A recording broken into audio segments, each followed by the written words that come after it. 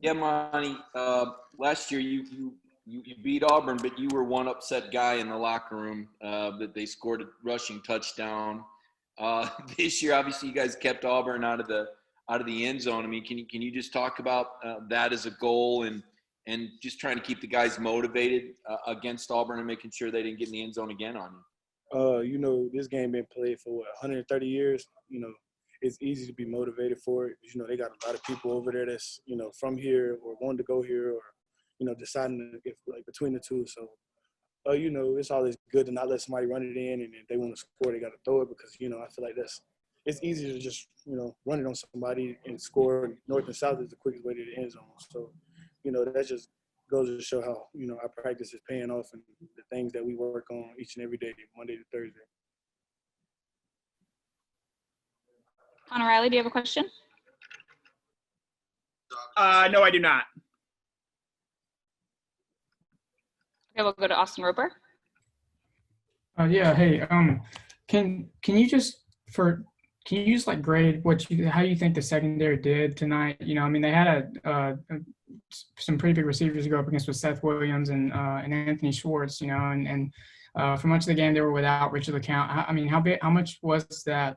Was their performance to you? How would you grade that?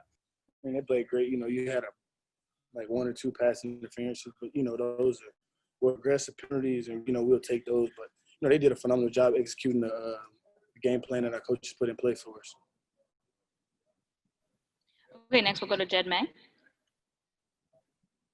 Hey, Monty, I just wanted to know, when you face an offense like Auburn, how much of an emphasis is, taking away the option of the quarterback on those design runs, and how well do you think you fared in that aspect of the game tonight? I think, obviously it's Bo Nix. He's a great athlete, but for the most part, we did a good job. There's a couple plays we didn't finish on them in the backfield, but, that's why you got to swarm, in bunches, 5, 6 guys on the ball, and that's going to make up for any, like, missed tackles or, with a guy like Bo Nix. So, that just goes to how we practice during the week.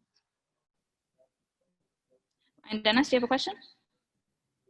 Yeah, Monty, of course you and Richard been in the program a long time, but when he goes down, what do you say to people, within the defensive huddle there, and how do y'all kind of rally around, him going out the way he did? I mean, y'all saw it. We all saw it. I think it was the best way he could have tackled him without targeting. Obviously, they called it, but, you can't – that was textbook the way he, played it, in my opinion. I'm glad it happened in the first half because we're going to need him next week against Tennessee. But, we just – we always together. So, it ain't a big deal. Next man up, Chris Smith came in and played well. So, we got guys. Homer Jones, do you have a question? Yeah, Monty. Coach Lanning kind of said last year that y'all were the no-name defense. Y'all gave up 39 yards on the ground tonight. What do you think the identity of this defense is? Relentless, tough, physical, and we've earned those couple of trademarks, but we got to go out and show that each and every week, because you can't just say you something you're not if you ain't doing it. Actions louder than words. Okay, and we will open it up for a few more questions for Monty.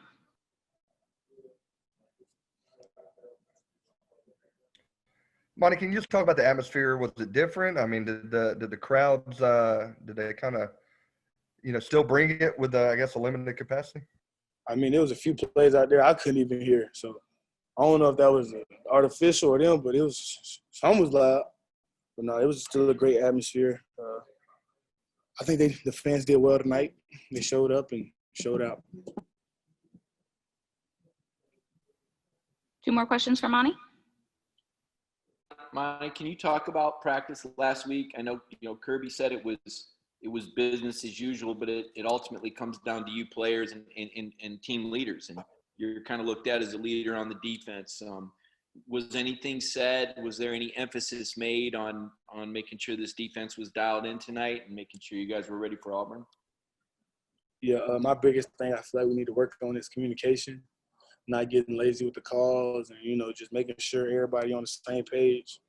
And I know there was one time in the game where we had this one of the DBs signaling something they wasn't, and was wrong, but at least we were, we were rolling together on the same page, and that's what it's all about. Making sure, like, hey, if it's devil and we supposed to play cover 7, then we all play cover 7. So we just gotta just keep communicating and playing as a team.